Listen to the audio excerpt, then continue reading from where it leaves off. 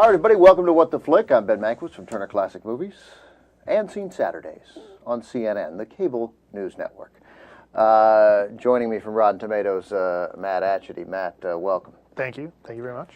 Associated Press film critic Christy Lemire, and Christy comes with an important announcement. Very important.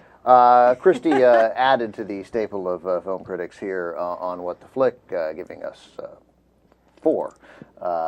Myself, Matt, Jenk, and Christy. There will always, in general, be three of us here on a rotating basis. Christy, thanks. Christy is a friend of mine and as good a film critic as there is. Oh, thank you. Writing. Thanks for asking.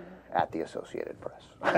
And I just have to jump in and say, welcome back. We've missed you for a couple of weeks. Been away for a while. Turner Classic Movies Film Festival this last weekend. There was a lot of work that went into it, and it was a huge, giant success. There will be another Turner Classic Movies Film Festival in 2011. Big success. A lot of fun. You were very popular, I understand. It was good. Yeah. It was good. You were mobbed by the fans, I understand. Chicks dug it. Not mobbed.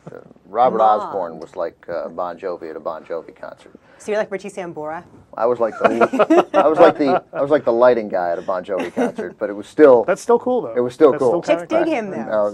Get backstage. The girls still go. It'd be big in Jersey.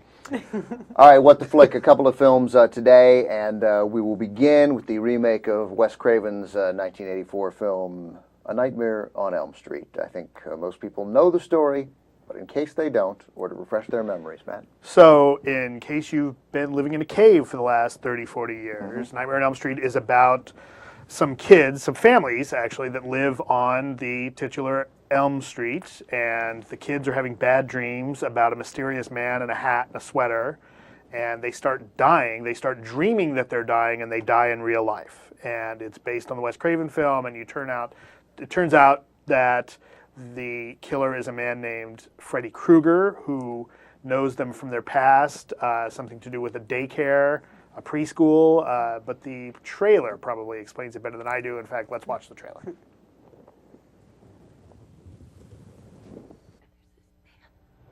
And he's burned.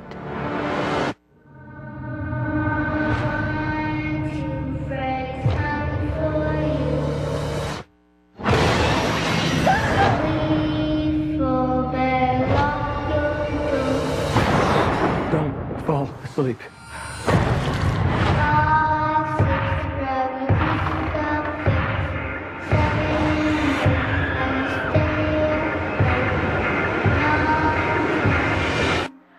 Never sleep again.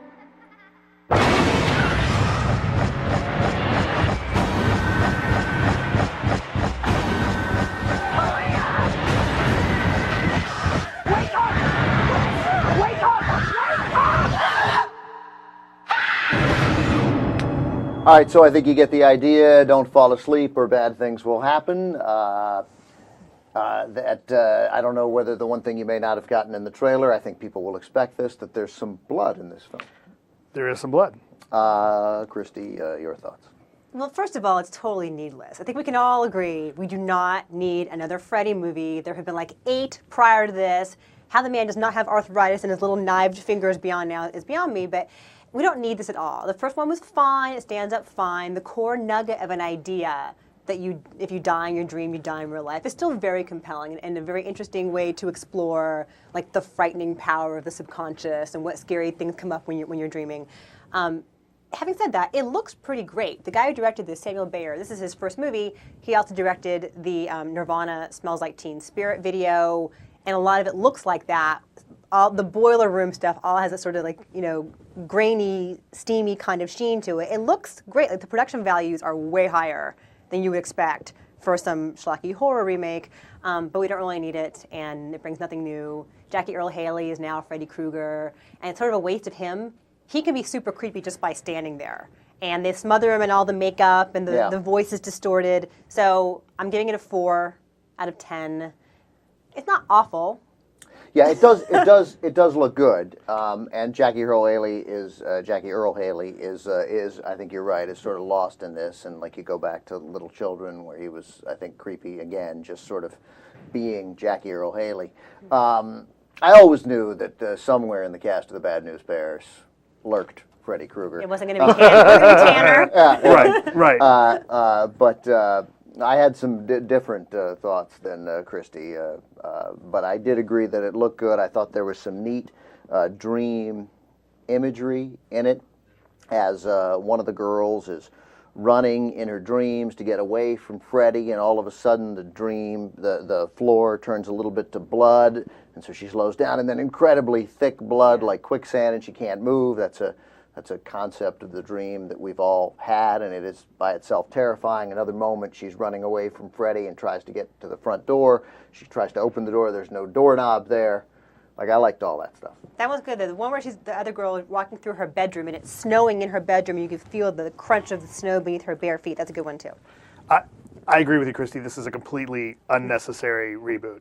There's no reason to redo this. The original movie, or at least there's no reason to redo it this badly.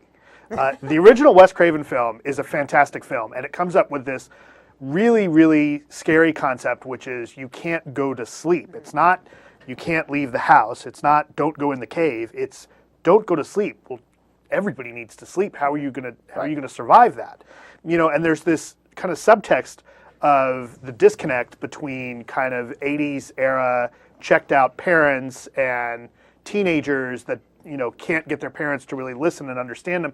This one contains none of that subtext, I felt like. And in fact, I felt like although there were some interesting elements, this movie really kind of drops the ball. And, you know, I know that there's been a lot of people I've seen on the site on Rotten Tomatoes. You know, the movie has got a tomato meter right now at about 13%. Wow. And so a lot of times what you see in that case is people, you know, horror fans saying, oh, well, the critics don't like horror movies. Well, I think that's actually unfair. And in this particular case, this is a bad movie. It's a bad horror movie. I'm saying this to the horror fans that are out there.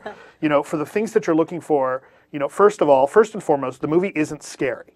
It's surprising. You know, it takes that trick of let's make a loud noise and be surprised. It's a cheap jump. There's moments where you know, as always, where right. you think Freddy is coming from the right, and then no, he's not coming from the right. You think he's coming from the left, and then no, he's behind you. Right. But that whole time, you know he's coming from somewhere. Right. So it's surprising that he's coming from behind you, but it's never right. scary. But and it's, there you know, are cues, I'm sorry, if there's a quiet moment for anybody in a bedroom, in a car, in front of the bathroom right. mirror, then you know you're like, right. And it's that cheap shock cut It's the with loud the noise, bang. the screechy noise. It's cheap. Right. It's the loud bang. You know, the other thing, and this is again a note for the fans of slasher movies, the kills aren't that good. Right. The kills in the last few, you know, in the first fews, and this is one of the things that horror fans will want to know. There's no particularly creative kills in this. You know, sometimes in the old movie, and it sounds so grim, right? It sounds terrible, funny. but It's that's funny. the way, like you know, horror fans talk. There's nothing particularly interesting, right? I mean, Freddy slashes people. Well, yeah, that's you see that coming. I mean, he's got knives on his hand. Big deal, right? I mean, for instance, the third movie in Dream Warriors, there's some really interesting ways people get it in that movie, and there's nothing inventive here. And the other note I have to say, and this is what I found particularly disappointing, is that this is, you know, we're in what, 2010? That's right. The makeup. We're in 2010. The makeup for Freddy Krueger looks worse than the movies from the 80s. Interesting. I felt like Jackie Earle Haley looks scarier in the flashback scenes where you get into Freddy's past. He looks scarier just being this guy around these kids than he did with all of the made-up, burned face type stuff. Well, I come at this from a different place, and I agree with you. Obviously, it's not as good as the original, but I say that having not seen the original. Wow. Nonetheless, where were you in 1984? You were in high school. Horror movies, it's not like I hate them. They make me uncomfortable, and I would never make that choice. That's the point. So I intended to see it this week, obviously in preparation for this. But a couple things got in the way. The day I was going to see it, the Diamondbacks and the Rockies had like an exciting 12, 11, 10-inning game, so that got in the way. I'm also, fairly lazy. So those things really sort of kept me from seeing it. But that does give me the perspective of seeing it again without having to compare it to the original.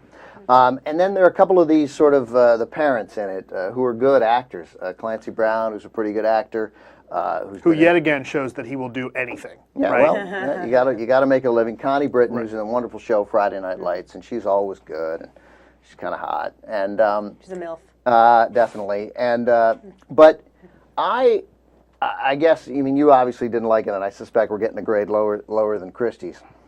I thought it looked okay and all that stuff, and I thought when we learn that there is, and I'm going to be a little spoiler alert here. We don't need to put the thing up, but I'm going to give a little spoiler alert. It's slightly different than the original. There's a whole child abuse issue in this one, and there are moments when that child abuse is sort of cloaked in the schlocky excitement and fun of a horror movie.